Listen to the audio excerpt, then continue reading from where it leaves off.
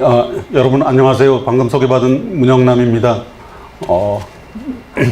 미리 말씀드리겠는데 제가 대학 교수를 18년째 하고 있는데 강의를 잘 못합니다. 근데 그러니까 강의를 잘할 거라고 기대하지는 마시고 제가 글은 조금 씁니다. 제가 기자 출신이라서 글은 좀 잘 쓰는 어떤 주제든 글을 쓰라고 그러면 금방 쓰는데 강의는 많이 하지도 않고 잘 하지도 않습니다. 근데 우리 김일 소장님이 강의 요청을 해서 제가 고민해 오던 분야이고 해서 제목은 우리 김일 박사님하고 협의해서 정했습니다. 근데 올해 4차 산업혁명에 대한 책을 2권이나 썼습니다. 지난 겨울방학 동안에 연구를 좀 해서 3월에 4차 산업혁명과 북한이라는 책을 공저해서 냈고 북한의 4차 산업혁명이라는 건 제가 붙인 이름입니다. 근데 굉장히 제가 보기 굉장히 잘하고 있고 그런 결과가 미사일 그리고 핵으로 나타나는 것 같기도 합니다. 그리고 4월 달에는 4차 산업혁명과 안철수라는 책을 냈습니다. 문과 출신인데도 불구하고 말을 잘 못합니다. 근데 그래도 고민한 걸 열심히 말씀드리도록 하겠습니다. 저를 잘 모르시니까 간략하게 제 소개를 드리면 저는 대학을 졸업하고 증권회사 애널리스트를 5년 하고 매일경제 기자를 7년 하고 2000년부터 숙대 교수로 18년째 근무하고 있습니다. 그리고 석사를 2번 하고 박사과정을 3번 했습니다. 공부를 못해서 계속 공부를 했는데 석사는 처음 석사는 군대에 있을 때 저는 석박사를 다 직장 다니면서 했습니다. 석사는 군에 있을 때 했고요. 그 다음에 박사과정은 하여튼 언젠지 기억도 안 나는데 오래전에 카이스트에 입학을 해서 한 3년 다녔는데 학위를 못 받고 다시 다른 대학에 가서 박사를 받았고 또 숙대 교수하면서 삼청동에 보면 북한대학원대학교 있죠. 거기서 또 북한학 박사과정은 2년 만에 마쳤습니다. 그리고 종합시험까지 다 하고 논문을 못 썼고 그래서 박사과정은 3번 했는데 학위는 하나 받았습니다. 그리고 2007년에 미국 미시간 대학에 비지팅 교수로 가서 그 근처에 있는 대학에서 또 리더십으로 석사과정을 1년 했었고요. 그래서 저는 강의하는 것보다 듣는 걸 원래 좋아합니다. 근데 하여튼 제가 고민한 것들을 4차 산업혁명에 대해서 고민한 것들을 말씀드리려고 합니다. 근데 앞부분의 개념 부분은 어떻게 하면 사람들한테 4차 산업혁명을 쉽고 정확하게 설명할까 고민을 좀 했습니다. 그래서 제가 4차 산업혁명의 개념을 쉽게 설명하는 걸 제가 개발했습니다. 제가 말을 만들고 그런 걸 잘 하는데 그래서 그걸 보여드리면 말씀드릴 내용은 이제 앞부분에 융합으로 본 4차 산업혁명에 대해서 말씀을 드리고 그리고 뒷부분에 제가 고민한 한국의 전략 포인트에 대해서 말씀드리겠습니다. 근데 앞부분은 그냥 이 자료는 원하시는 분들 다 김일 소장님한테 요청하시면 다 받아보시면 되겠습니다. 그래서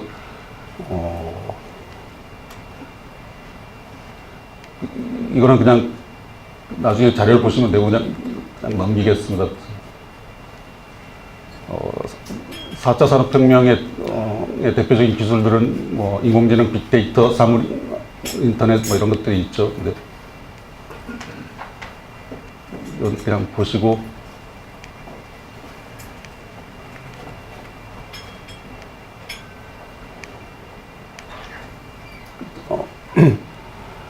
제가 안철수와 4차 산업혁명을 책을 쓰면서 안철수 대표도 4차 산업혁명을 어떻게 하면 쉽게 설명할지 고민을 많이 하더라고요. 그래서 책을 쓰면서 여러 차례 만났고, 근데 책을 쓸 때는 생각이 안 났고 책 쓰고 나서 생각이 나서 4차 산업혁명을 일반인들한테 쉽게 설명하기 위해서 그 사람의 몸에 비유를 했습니다. 그래서 넘어가고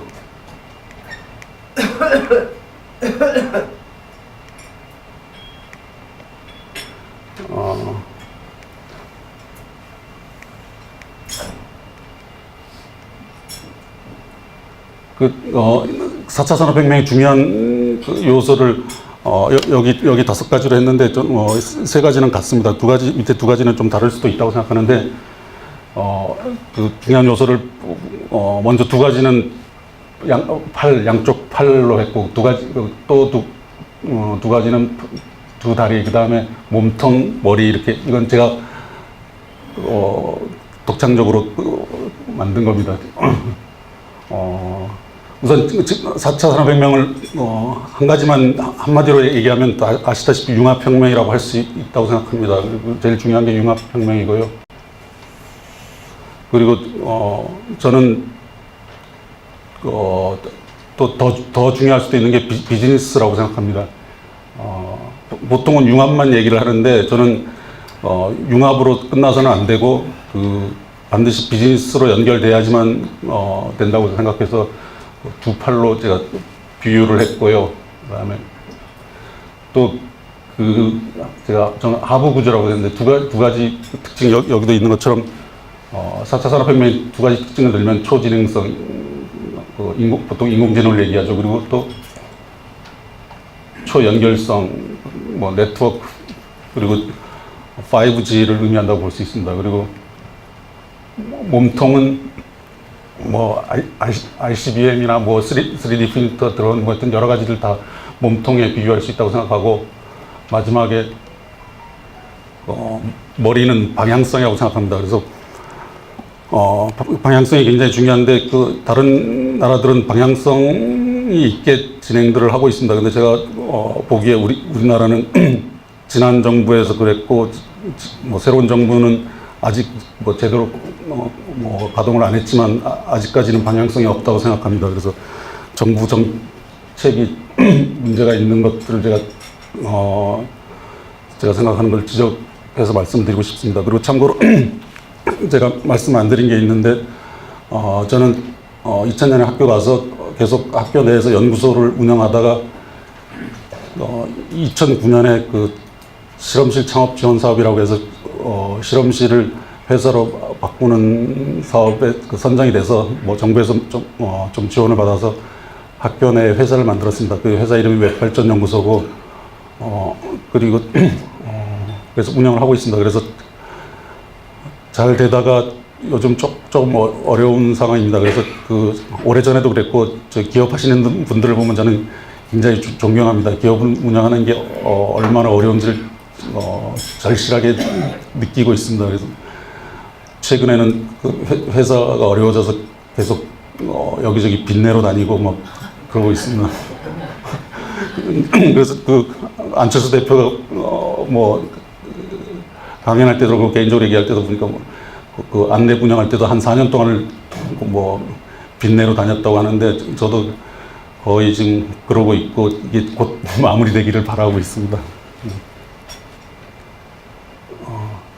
그리고 제가 말씀드리는 것 중에 상당 부분은 5G에 대해서 좀 말씀을 드리고 싶습니다. 그래서 관심이 계신 분도 계실 텐데 제가 중요한 팔다리를 얘기했는데 다른 거에는 다들 관심이 많은데 5G, 그러니까 초연결성에 기반이 되는 5G에 대해서 관심 있는 분들이 적고 굉장히 우려되는 바가 많아서 좀 말씀드리려고 합니다. 굉장히 중요한데 정부도 그렇고 관련된 기업들도 좀 상당히 소홀히 하고 있어서 우려되는 부분이 많습니다. 그래서 그리고 5G를 잘하면 관련된 산업이나 새로운 일자리, 그다음에 비즈니스가 많이 창출될 수 있다고 생각하는데 지금 정부는 지난 정부에도 그랬고 지금도 별로 관심이 없고 또 잘 모르기도 하는 것 같고, 지금 이 정부가 그 대선 전에 그 문재인 당시 후보랑 관련된 분들이 뭐 4차 산업혁명에 대해서 발표하는 자리를 가봤는데 좀 이해가 부족한 부분도 있고, 와이파이는 굉장히 강조하는데 뭐 공공 와이파이를 많이 하겠다 등등 하는데 5G에 대해서는 별로 좀 인식이 부족한 생각이 들었습니다. 그래서 제가 말씀을 드리려고 합니다.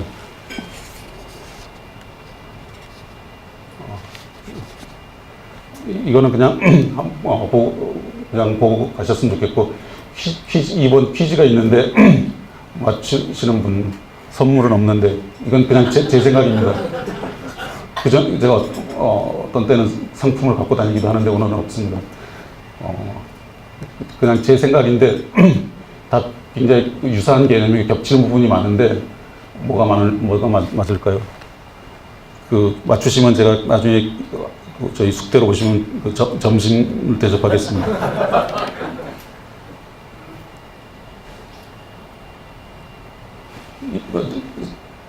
찍기인데 1, 2, 3, 4분 중에 고르시면 됩니다. 강조하신 거 봐서는 1번인 것 같은데. 3번? 1번, 3번. 저 뒤에서 2번 그랬어요. 다 틀린 것만 고르셨네. 제 생각은 4번입니다. 4번. 잘 맞추시는 분도 계셨는데 오늘은 못 맞추셨는데. 제가 생각하기에는 다 4차 산업혁명하고 밀접한 관련이 있는 용어들인데, 5G가 가장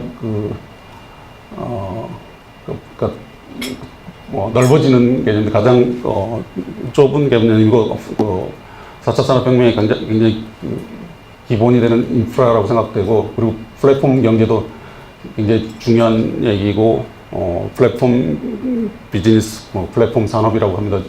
요즘 4차 산업혁명에서 굉장히 중요하고 부각되는 부분이죠. 그 다음에 4차 산업혁명, 그리고 제4의 물결이란 말도 쓰고 있고, 그리고 가장 큰 범위의 용어가 초연결 사회가 아닌가. 아까 식사하시면서 저보고 어떤 과목을 강의하냐고 하시는데, 빅데이터도 하고, AI도 하고, 그리고 제가 과목 이름을 마음대로 만듭니다. 근데 초연결사회 연구 이런 과목도 만들어서 제가 하고 있고, 그렇습니다.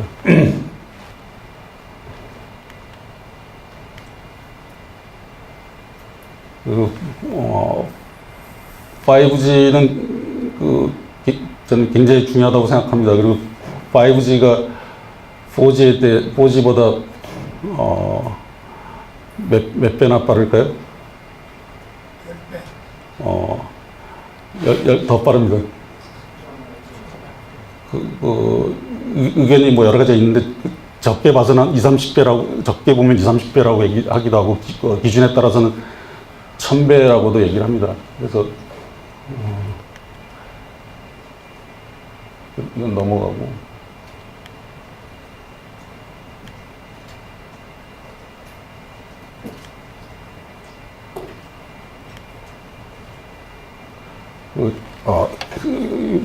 자료에 제가 내용을 안 넣었는데, 5G는 4G보다 한 4가지가 1000배라고 합니다. 그래서, 속도, 그리고, 속도, 그 다음에 용량, 속도가 1000배, 그 다음에 용량도 1000배, 그 다음에 또 에너지 효율도 1000분의 1이죠. 1000배라고 표현하기도 하고, 그 다음에 끊김이라고 하는데, 통신에서 끊김이 지금은 한 1초, 4G에서 한 1초 정도 된답니다. 그게 1000분의 1초로 되고, 그래서 네 가지가 1000배라고 기능이 훨씬 좋아집니다. 그래서 그럼 5G가 되면 특징적인 게 어떤 게 있냐면, 폰을 통해서 홀로그램을 통화하고, 그 다음에 3D도 되고, 그다음 그런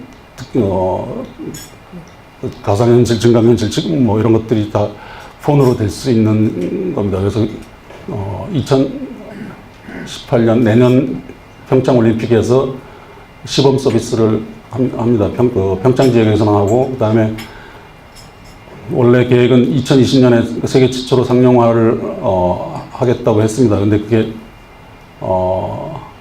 내년 시범 서비스는 얼마 안 남았죠. 근데 그걸 제대로 할지가 굉장히 우려가 많이 되고 있고, 그리고 이제 2020년에 세계 최초로 상용화 하겠다는 나라들이 여러 나라가 있습니다. 우리나라가 그렇게 하겠다고 그러고, 일본도 2020년에 올림픽이 있죠. 그래서 일본도 그렇게 하겠다고 그러고, 또 중국도 그렇고 EU도 그렇고 경쟁을 하고 있는데, 제가 걱정을 하는 것은 그 일본, 중국, EU 이런 나라들이 굉장히 많은 투자를 하고 있습니다. 그래서 근데 우리나라는 투자도 거의 안 하다시피 하고 있고, 그리고 그런 와중에 그 KT는 연초에 세계 최초 상용화를 1년 앞당겨서 2019년에 상용화를 하겠다고 합니다. 근데 저도 그러고 그쪽 통신 전문가들하고 제가 가끔 얘기를 하는데, 저나 전문가들이 보기 좀 거짓말이라고 생각됩니다. 그래서 잘 하려면 통신사들이 인프라를 깔아야 되고, 그것도 몇천억이 들고, 그 다음에 삼성전자가 5G에 맞는 칩셋을 개발해서 새로운 기기, 그 폰을 만들어야 되는데, 그것도 수천억이 드는데, 잘 안 하고 있었어요. 안 하고, 2, 3년 전에도 보니까 안 하고 있었고, 근데 또 회장이 구속되고 그래서 더 안 한 것 같아요. 그래서, 내년 시범 서비스는 제가 듣기로는 대충 외국 걸 사다가 대충 할 것 같고, 그 다음 1년 남은 2020년이 걱정인데, 그런 와중에 그걸 1년 더 앞당겨서 2019년에 세계 최초로 상용화 하겠다고 하는 것이 과연 가능할지 저는 굉장히 우려를 하고 있고, 근데 그런 정부나 기업이 주장이 거짓말이라고 반증할 수 있는 뉴스가 최근에 있습니다. 한두 달 전에 일본에서 발표를 했는데, 일본 사람들이 독도나 뭐 정치적으로는 거짓말을 잘 하는데 그 산업적인 면에서는 거짓말 잘 안 하는 것 같아요. 근데 일본이 굉장히 많은 투자를 하고 있으면서 2020년 상용화 하겠다는 것을 늦춰서 2023년에 전국적으로 상용화하겠다고 발표를 했어요. 근데 일본 사람들이 그런 면에서는 이제 솔직하게 발표를 한 것 같고, 그러니까 일본은 많은 투자를 하면서도 그렇게 하는데 한국은 투자도 안 하면서 당기겠다고 하는 게 걱정이고, 그래서 그 5G가 우리 기업들이 그러니까 스마트폰에서 뭐 삼성전자가 세계적으로 성과를 냈던 것처럼 5G를 잘 하면 그 하나의 기업뿐이 아니라 관련 콘텐츠 뭐 이런 것들 통해서 중소기업들도 굉장히 새로운 좋은 중요한 기회가 될 수 있는데, 소홀히 하고 있어서 굉장히 안타깝고, 여러분들도 관심을 갖고 좀 정부에 문제 제기를 하는 것도 필요하고, 제가 그런 문제의식을 갖고 2년 전에도 제가 주관해서 국회에서 이런 5G 추진을 제대로 하라는 토론회도 하고 있습니다. 근데 별로 반응을 안 보이고 있습니다. 그리고 제가 제4의 물결이라고 말씀을 드렸는데, 9년 전에 제가 이런 제4의 물결이 올 것이라는 보고서를 낸 적도 있었습니다. 그리고 4차 산업혁명이 보통 2015년부터 시작됐다고 하는데, 제 생각은 2015년부터 2019년까지는 뭐 캐즘 내지는 패러다임 전환의 시기라고 생각하고, 2020년이 보통 2020년이라는 얘기를 많이 얘기하는데, 그 이유는 저는 왜 2020년이라는 연도를 얘기하느냐 하면 5G가 상용화되는 해이기 때문에 2020년을 얘기하지 않나, 저는 그렇게 생각을 하고 있습니다. 그래서 2020년이 굉장히 중요한 시기라고 생각을 하고 있습니다. 이것도 내용을 그냥 자료로 대신하겠습니다.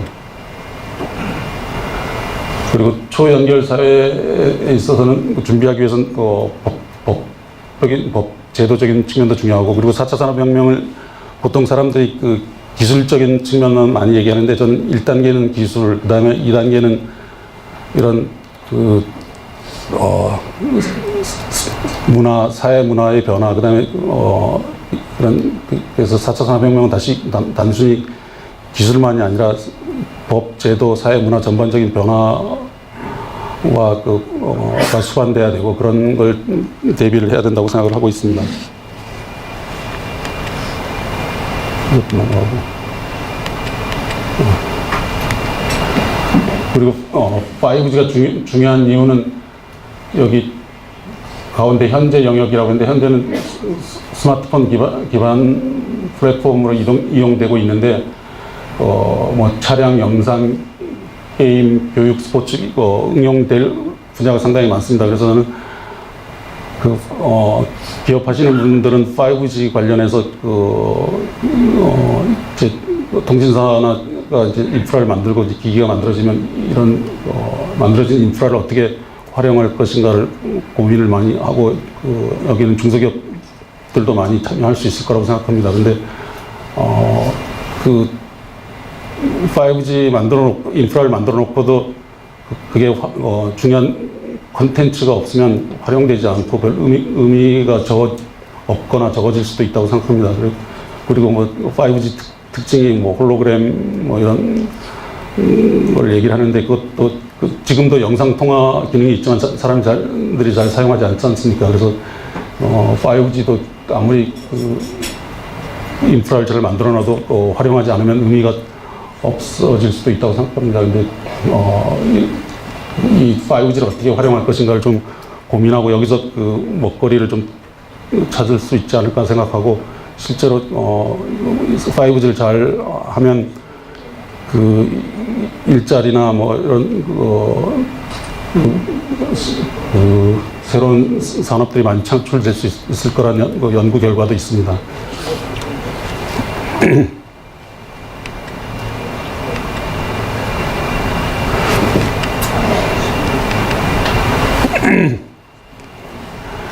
그리고 초연결 사회는 기회이자 위기라고 저는 생각하는데, 그나마 기업 중에 삼성전자가 굉장히 앞서고 있습니다. 그래서 삼성전자는 2년 전에 사장단 회의를 해서 그때 윤분 사장, 삼성전자의 윤분 사장이 2020년까지 모든 제품을 IoT로 묶겠다고 했습니다. 그래서 4차 산업혁명에 있어서 IoT와 가 굉장히 중요한 부분이 되고, 모든 것들이 연결되는 그런 초연결 사회가 될 거라고 생각합니다.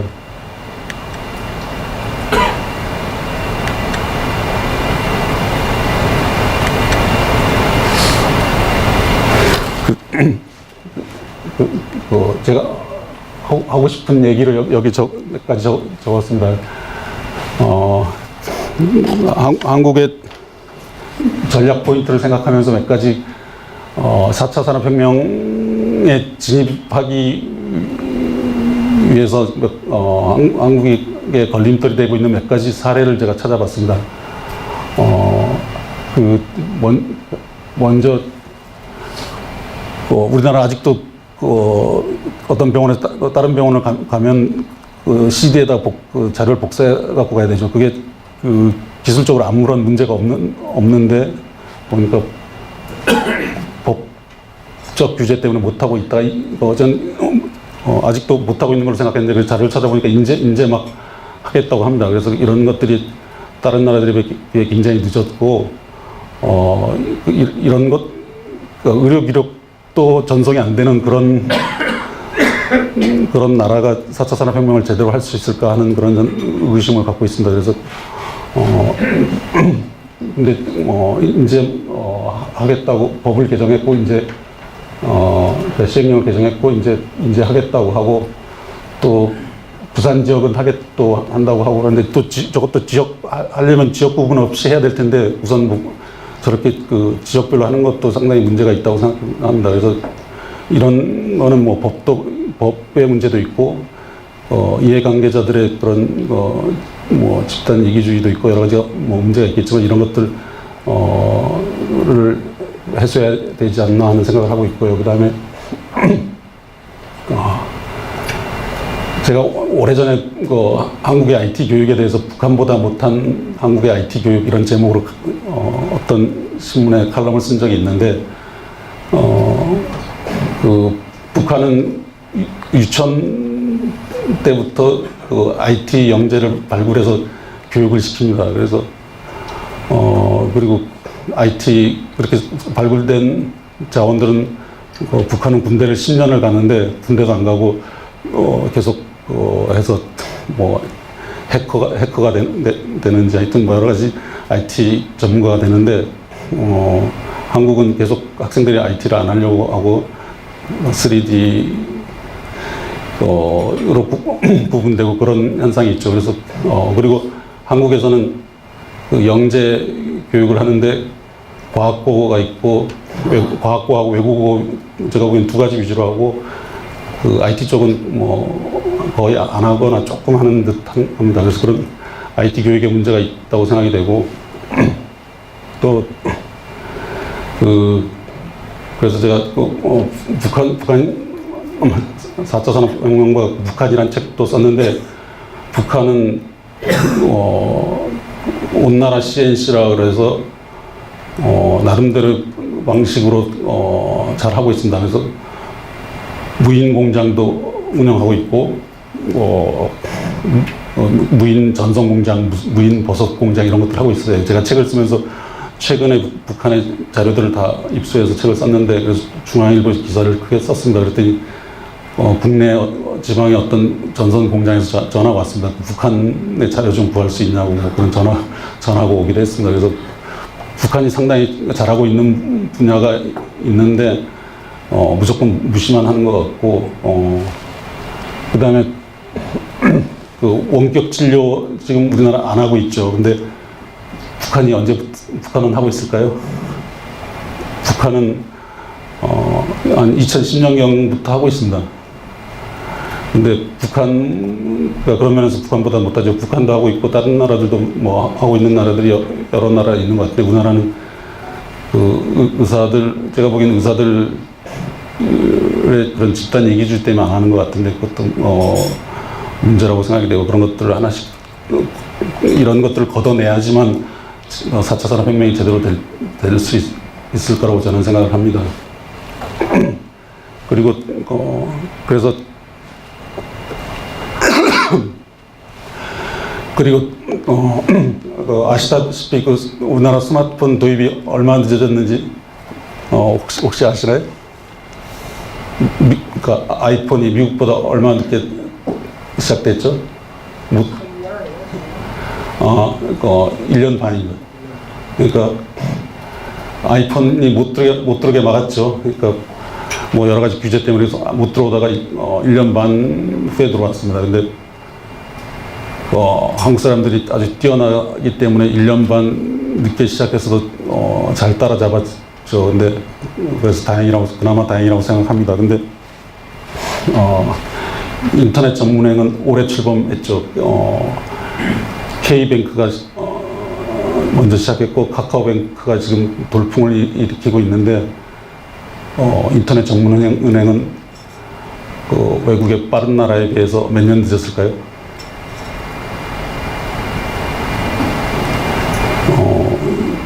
우리나라가 금융 후진국입니다.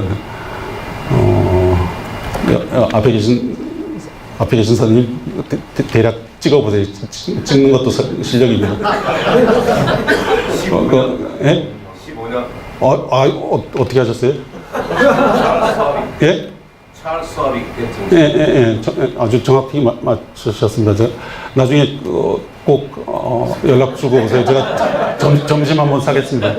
점심과 저기 다른 분들도 그 숙대 근처를 지나가다가 연락을 주시면 제가 그 밥을 사겠습니다. 저기 대학 후배들한테 그 명함을 주면 식권이라고 그러잖아요. 근데 제 명함을 식권이라고 생각하고, 그리고 제 명함은 일회용 식권이 아니라 그 평생 쓸 수 있는 식권입니다. 그래서 그리고 명함을 혹시 못 받으실까 봐 제가 한 장짜리 자료에다 제가 전화번호도 적어놨습니다. 그러니까 그 종이가 식권이 평생 유효한 식권이니까요. 숙대를 지나가다가 언제든지 연락 주시면 식사나 차를 대접하겠습니다. 네, 그래서 그 인터넷 전문은행 15년 늦었고요. 그리고 외국에서 굉장히 많이 여러 나라에서 많이 하고 있습니다. 그래서 저는 그 인터넷 전문은행 스마트폰은 다행히 잘 따라잡았는데 인터넷 전문은행은 따라잡는 것은 불가능하다고 생각합니다. 그래서 제가 출범하기 전에도 칼럼을 썼는데 기대 반 우려 반 뭐 이렇게 했는데 카카오뱅크가 굉장히 큰 관심을 갖고 잘 하고는 있는데, 그게 뛰어봤자 벼룩이라고, 잘해봤자 그냥 국내에서만 그러고 외국엔 전혀 못 나갑니다. 그러니까 여러 가지 인터넷 전문의 격차가 너무 심하다는 게 우려가 많이 되고 있고요. 그 다음에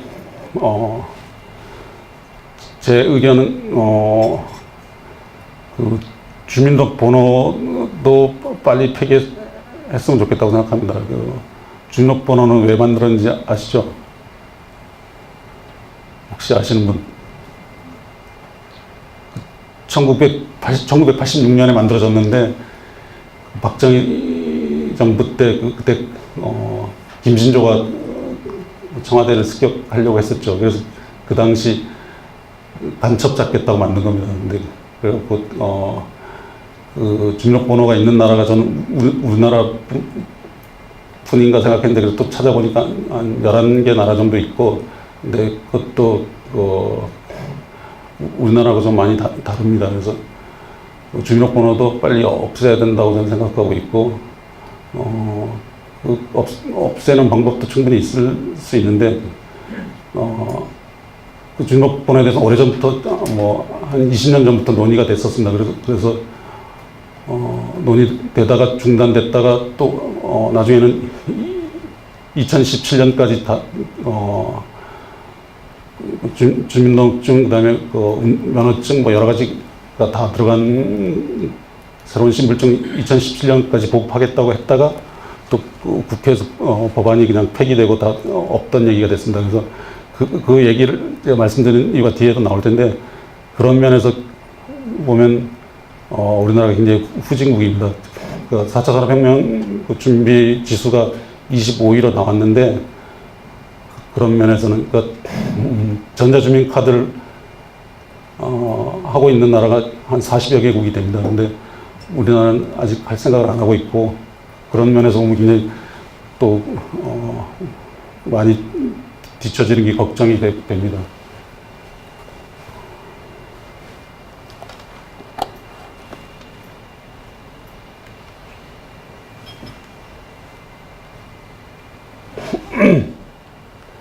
그래서 한국의 전자정부는 세계 몇 등을 하고 있을까요?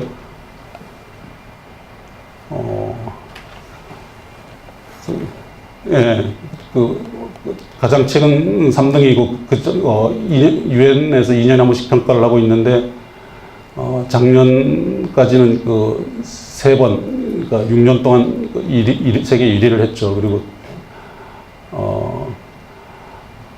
한 15년 전쯤에는, 한 16위 정도 했습니다. 한국 전자정부가 세계 1위 하는데, 제가 기여를 상당히 많이 했습니다. 근데, 어떻게 기여를 했냐면, 행자부에서 행정기관 홈페이지, 평가 및 개인정보 노출 진단하는 그런 정부 사업이 있었습니다. 그걸 제가 2003년부터 오랫동안 했습니다. 그래갖고, 중앙부처가 50개, 지자체가 한 250개, 300개 정도 되는 기관들 홈페이지 컨설팅하는 용역을 제가 오랫동안 했습니다. 그래서 한국의 전자정보가 세계 1위가 됐는데 기여를 많이 했는데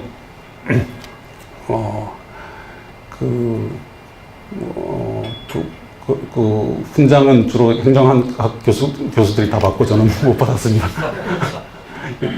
그런 일이 있었고, 그래서 우리나라 전자정보 세계 1위라고 하는데 수출도 많이 하고 있습니다. 근데 그게 또 다른 면을 봤으면 해서 그냥 제가 좀 대조가 될 만한 나라의 사례를 하나 찾았습니다.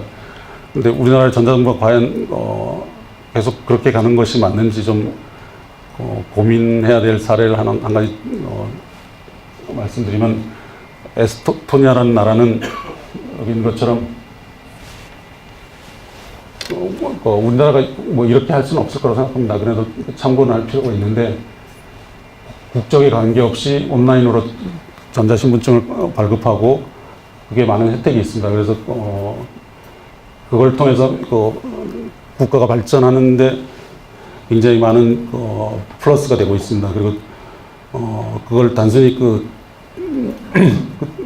주민증뿐만 아니라 그걸 스타트업을 하는데도 혜택을 주고 여러 가지 혜택을 줘서 주변 국가들도 많이 벤치마킹을 하고 있고 이런 경우가 있습니다. 그래서 이걸 보고 한국의 정책들이 너무 폐쇄적이고 그런 면들이 있고 이런 사례를 좀 참고해서 우리나라는 어떻게 개방을 할 것인지, 그러니까 4차 산업혁명에 있어서 공유경제나 개방형 플랫폼 같은 게 굉장히 중요한 의미인데, 그런 것들을 어떻게 적용할 것인가를 정부도 고민하고 기업하시는 분들도 같이 고민해서 우리 정부들이 잘 못하고 있는데, 저는 기회가 될 때마다 칼럼을 쓰거나 강연을 통해서 얘기를 하고 있지만 여러분들도 함께 같이 좀 얘기를 하셔야 될 것 같습니다. 그래서 그러니까 에스토니아는 이런 아이디어를 갖고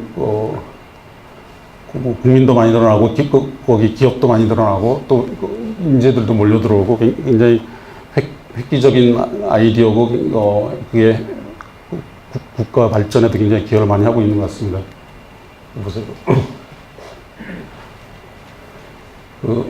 저기 에스토니아의 전자주민증 샘플입니다. 그리고 그 전자시민권을 할 수 있는 일들이 굉장히 많습니다. 예를 들면 100% 온라인으로 해외에서도 현지 법인 설립이 가능하고, 세금을 온라인으로 정산할 수 있고, 또 은행 계좌 개설을 또 할 수 있고, 전자서명도 가능하고, 그 다음에 EU에서 공식 신분증으로 활용할 수 있고, 이런 굉장히 혜택들이 많습니다. 근데 이걸 참고할 필요가 있고, 또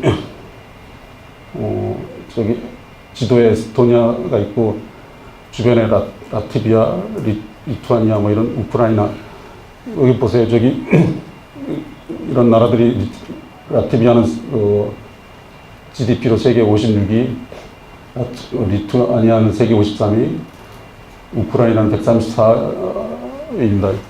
이런 나라들도 이런 걸 하고 있습니다. 근데 우리나라는 하고 비교하면 굉장히 뭐랄까 괴리감을 느끼기도 합니다. 그래서 한국 정부가 이런 폐쇄적인 여서 개방적인 면에서 굉장히 많이 뒤처져 있지 않나, 그런 우려가 되고 있습니다.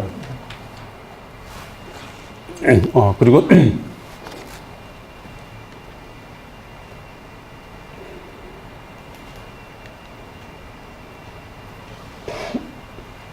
그리고 전자주민증 관련해서 또 대안이 좀 있고요. 이거는 저를 아는 분이 개발해서 그걸 진행하려다가 안 돼서 최근엔 저한테 들고 찾아왔어요. 이걸 했으면 좋겠다고. 근데 이분은 이거를 개발해서 특허도 내고 작년에 무슨 스타트업 경진대 같은 데서 미래부 장관상도 받았어요. 근데 그랬음에도 불구하고 이걸 금융기관에 도입시키려다가 못했고, 그 다음에 또 전자주민증도 해보려다가 못했고, 본인은 이제 한 1, 2년 해보려다 못하고 저한테 찾아와서 저보고 해보라고 해서 제가 이제 막 어떻게 해볼까 하는데, 혹시 여러분들도 들어보시고 정부나 아니면 민간 차원에서 할 수 있는지 연락을 주시면 사업화를 같이 해도 좋을 것 같다고 생각합니다. 저한테 그런 걸 다 뭐라 그럴까, 저한테 다 알아서 해달라고 부탁을 받은 상황입니다. 은행에서 OTP 쓰고 있죠. 근데 OTP는 들고 다니기도 불편하고 그럽니다. 근데 이거는 OTS라고 해서 원타임 시그너처라고 해서 난수로 숫자가 나오고 그냥 신용카드 크기로 만들 수가 있습니다. 그래서 갖고 다니기도 편하고, 우선은 은행이나 증권사 같은 데서 그냥 OTP를 대신하는 걸로 쓸 수가 있고요. 근데 은행이 굉장히 보수적이고, 그래서 이제 이 개발한 사람은 이걸 은행이나 증권사 뭐 금융기관들에 도입하게 하려고 했는데 못했어요. 못했고, 그리고 또 주민증으로도 전자주민카드로도 활용할 수 있다고 생각되고요. 주민등록번호를 없애고 이 번호를 하면 저기 1년 번호는 그냥 큰 의미가 있는 게 아니고, 주민번호 대신 쓰는 번호가 난수로 매번 바뀌게 나타나게 합니다. 그래서 개인정보 유출의 그런 위험이 없고, 저는 보통 사람들이 얘기하다가 민증까지 하고 그런 얘기 하잖아요. 근데 거기에 주소, 주민번호 뭐 이런 것들이 나와 있는 것은 잘못되어 있다고 생각하고, 사진하고 이름만 있으면 된다고 생각되고, 이 샘플에 생년월일이 나와 있는데 전 저것도 필요 없다고 생각합니다. 그리고 뒤에 보면 운전면허나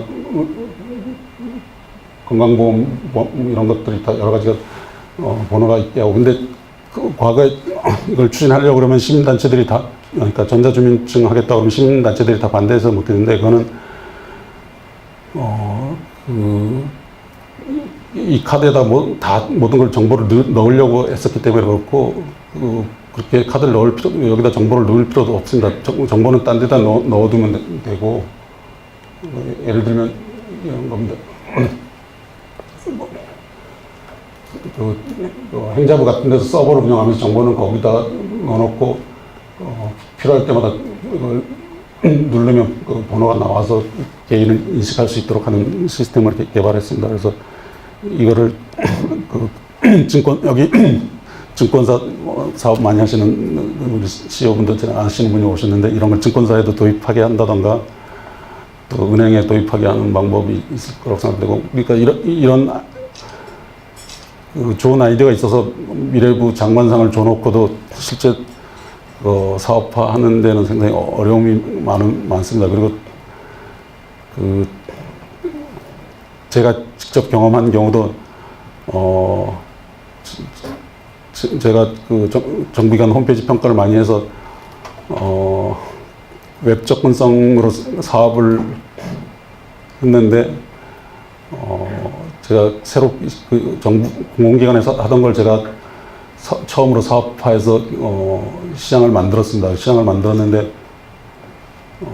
그 시장이 커지면서 난립하니까 업체가 한 10개 정도 됐습니다. 그리고 인증을 막 남발하고, 그러니까 그걸 미래부에서 사업을 중단을 시켰어요. 그래갖고 제가 중단을 시키고 새로 업체를 지정한다고 하면서 장애인 단체 3개만 지정을 해줬어요. 그래서 저는 시장을 만들어 놓고, 시장을 정부가 할 일이 공정한 룰을 만들어서 공정한 경쟁을 해야 되는데, 불공정한 룰을 만들어서 제가 하던 사업을 못하게 됐고, 다시 다른 특허 2개를 내서 사업을 키워보려고 하는데 굉장히 어렵습니다. 그래서 제가 애로사항을 여러 경로로 얘기를 해도 잘 안 풀리고 있는데, 하여튼 정부가 잘못하는 게 많다고 저는 생각하고 있습니다. 그리고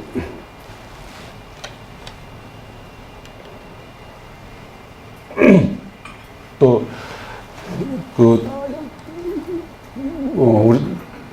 우리 그 전에 미래부 지금 과기정통부가 ICBM을 얘기합니다. 이건 원래 ICBM은 대륙간 탄도 미사일이고 그거 말고 다른 그 이니셜로 ICBM이 뭔지 아시죠? IoT 클라우드 빅데이터 모바일인데 지난 정부에서 지난 정부는 4차 산업혁명 하면은 ICBM 이렇게 생각을 했어요. 근데 저는 그걸 잘못된 정책이라고 생각하는데 4차 산업혁명에 대해 관련해서 정부가 할 일이 유망 분야를 잘 선정해서 육성해야 된다고 생각하는데 제가 보기에 ICBM이라는 용어가 어디서 나왔는지 아무리 찾아도 그 근거를 잘 못 찾겠고 학술적으로 연구된 것도 아니고 제가 보기에는 미국의 언론이 만든 용어라고 생각합니다. 근데 그걸 그냥 무분별하게 받아들여서 몇 년 전부터 계속 ICBM에 그 정부 R&D 자금을 집중 투자하고 있어요. 그 알파고가 뜨니까 AI 쪽에 굉장히 많은 투자를 했고 또 ICBM에 집중적으로 투자하는 것도 굉장히 잘못됐다고 생각하고 ICBM은 대부분이 미국 업체들이 다 장악을 하고 있죠. 그런데 뒤늦게 거기다 많은 연구비를 투자해서 별 성과가 나지 않을 거라 생각하고 그렇다고 거기 안 할 건 아닌데 한국이 뭘 투자해야 될지를 잘 선정해서 투자를 해야 되는데 그렇지 못한 잘못이 있다고 생각되고요. 그다음에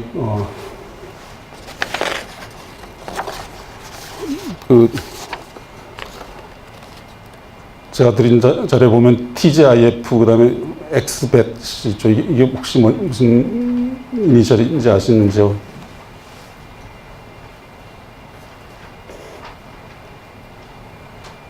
TGIF가 원래는 Thanks God It's Friday에서 미국에서 금요일 되면 하는 얘기죠. 그리고 TGIF라는 레스토랑도 있죠. 근데 제가 이거 왜 이 말씀 드리냐면 한 5, 6년 전쯤에 TGIF라는 말이 많이 유행했어요. 이거 IT 관련해서 미국에서 IT와 관련해서 앞서가는 4개 기업을 의미하는 용어입니다. 그래서 제가 칼럼도 쓰고 했었는데 T는 트위터, G는 구글, I는 아이폰에서 애플을 의미하고 F는 페이스북 4개 회사를 얘기합니다. 그래서 제가 보기에 ICBM은 이런 식으로 만들어진 용어입니다. 근데 이걸 갖고 정부가 정책의 근간으로 삼았다는 게 굉장히 좀 한심하기도 하고 그렇습니다. 그 다음에 또 그 이후에 한 3, 4년 전에 나온 말이 있습니다. 엑스벳. 이건 뭐죠? 뭘까요? 아시는 분? 이건 중국에 또 앞서가는 IT 기업 4개입니다. X는 뭘까요? 샤오미. 그 다음에 B는 바이두. 한국의 네이버처럼 중국에서는 바이두, 한자로는 백두라고 하는 거 쓰고 있죠. 그 다음에 A는 알리바바. 그 다음에 T는 텐센트 이렇게 있습니다. 그러니까 제가 보기에는 ICBM이란 말이 TGIF나 엑스벳처럼 미국의 언론이 만든 용어라고 생각되는데 그거를 한국에서는 정책의 기본으로 삼고서 한다는 게 전 굉장히 이해하기 어려운 겁니다. 그래서 그 한국에 맞는 한국에서 집중적으로 육성해야 될 그런 산업을 발굴해야 되는데 올해 1월 중에 키에타고 카이트 산업연구원 그다음에 또 하나는 여기 산업 이름이 자꾸 통합되고 바뀌었는데 하여튼 카이트라는 두 기관에서 보고서가 나왔어요. 그래서 그걸 봤는데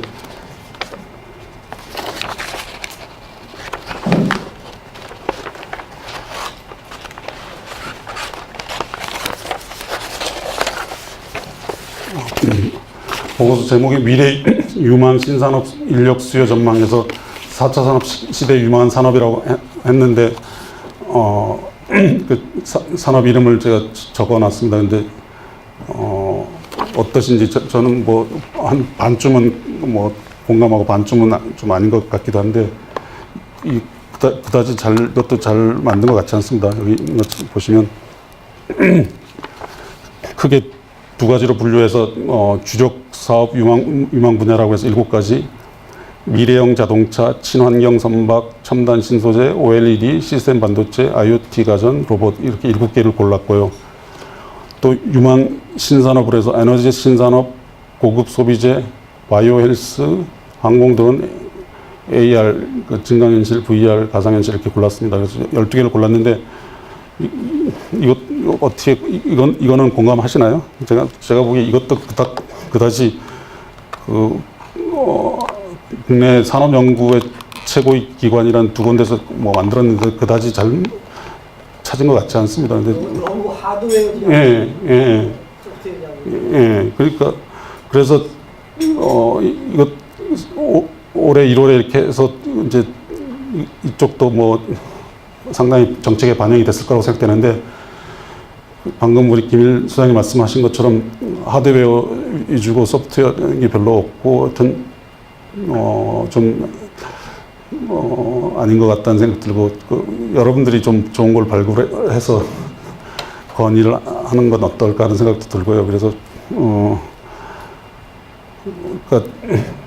그래서 저는 새 정부가 가장 먼저 해야 될 일은 4차 산업 우리나라가 해야 될 그 4차 산업혁명의 주요 분야를 고르는 일을 좀 먼저 해야 된다고 생각되고, 그리고 또 그 4차 산업혁명은 모든 분야에서 일어나기 때문에 각 분야 모든 분야에서 함께 노력을 해서 그런 앞으로 그 먹거리를 찾기 위한 노력을 같이 해야 되지 않나 이런 생각을 하고 있습니다.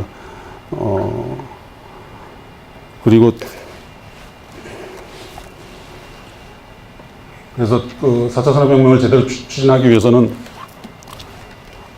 범국민적이고 범부처적이고 범국가적인 노력이 필요하고, 그 4차 산업혁명을 많은 사람들이 조금씩 다르게 이해하고 뭐 장님 코끼리 만지기식으로 설명하는 경우가 많습니다. 그래서 하여튼 우리나라의 4차 산업혁명을 어떻게 이해할 것인지 그런 공감대 형성이 필요하고 또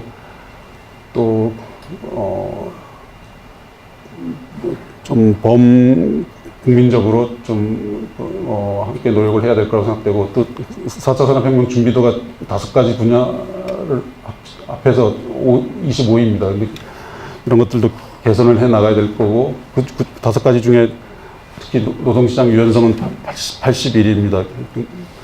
기업하시는 분들은 다 아시겠지만 최근에 제가 어떤 학회에서 교수들하고 모여서 얘기하는데 현대자동차 걱정을 상당히 많이 했었습니다. 현대자동차를 잘 아는 분들이 그러는데 제2의 조선처럼 되지 않을까 걱정이 많이 되고, 현대자동차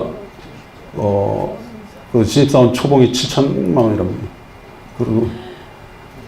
그리고 전체 하여튼 연봉이 그 평균이 뭐 1억이 훨씬 넘고, 그리고 그 노조원들도 힘든 일은 안 하고 가장 쉽고 단순한 일만 하고 좀 어려운 일들은 다 하청업체에다 넘긴다고 합니다. 그런 문제가 있고, 그런 노조의 문제.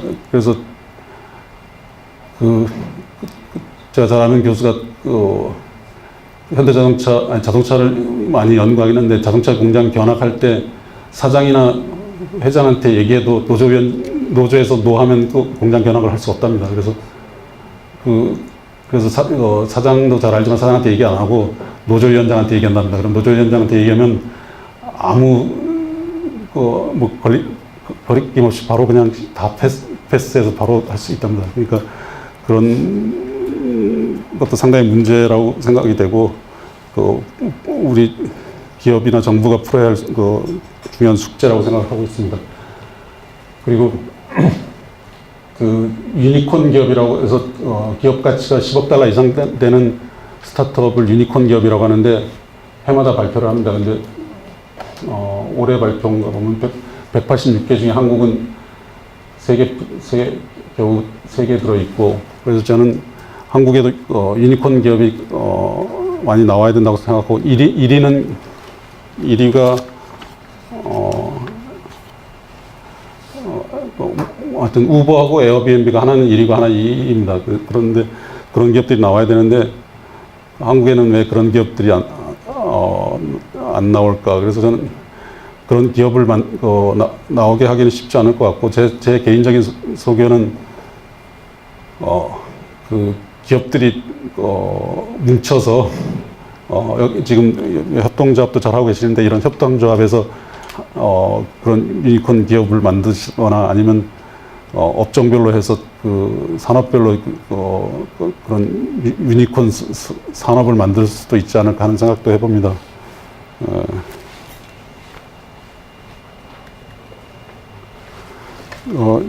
이렇게 해서 9시까지라고 했는데 10분이 남아 있어서 그냥 제 강의는 두서없이 여기서 일단 마무리하고 질문 있으시면 질문해 주시면 답변 드리도록 하겠습니다. 감사합니다.